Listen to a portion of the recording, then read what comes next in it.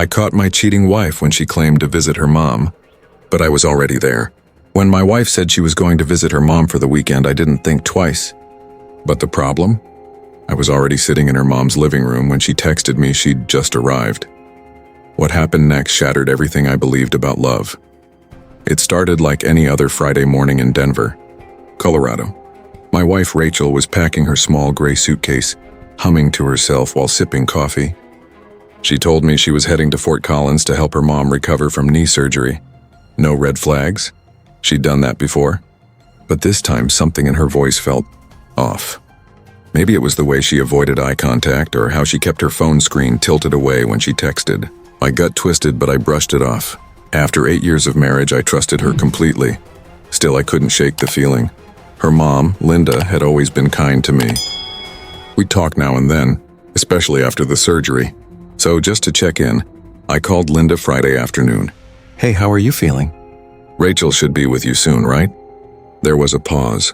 "Sweetheart," Linda said softly, "I haven't seen Rachel in almost 2 weeks. Why?" My stomach dropped. I didn't tell her much and just said maybe there was a mix-up. But inside my hands were shaking. I didn't want to believe what my mind was screaming, so I made a decision that would change everything. I told my boss I had a family emergency, packed a small bag, and drove 2 hours to Fort Collins that night. Linda welcomed me with open arms. "Is everything okay?" she asked, worry on her face. I smiled weakly. Just wanted to surprise her. I stayed there the entire night. No call, no text from Rachel. But the next morning, around 10:30 a.m., I got a text. "Rachel, just got to Mom's, gonna spend the weekend helping her clean and cook. Love you." I froze. She said she just got there, while I was literally sitting in her mom's living room drinking coffee. I stared at her message, trying to process it. Then I heard it, the familiar sound of her car engine outside. I stood by the window, peeking through the curtains. Her car pulled into the driveway, but she wasn't alone. A man stepped out first, tall, clean-cut, maybe late 30s.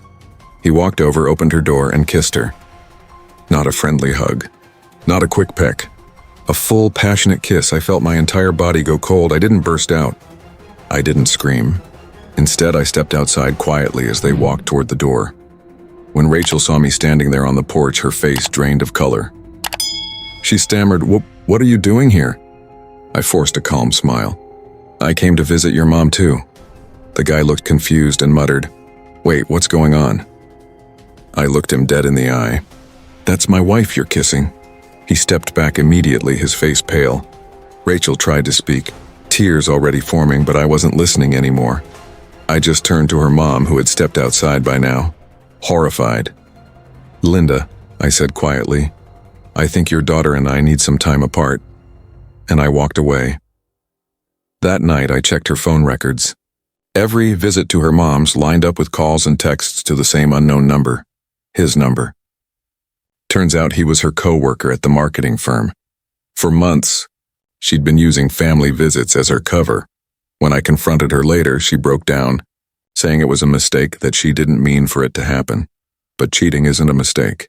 It's a choice made over and over until the truth finally catches up. I filed for divorce within a week. The hardest part wasn't losing her, it was realizing I had loved someone who could lie to my face so easily. But you know what? That day on the porch taught me something I'll never forget. If your instincts whisper that something's wrong, listen. Because sometimes silence hides the loudest betrayals. Trust is like glass. Once broken, you can try to piece it together, but it will never be the same.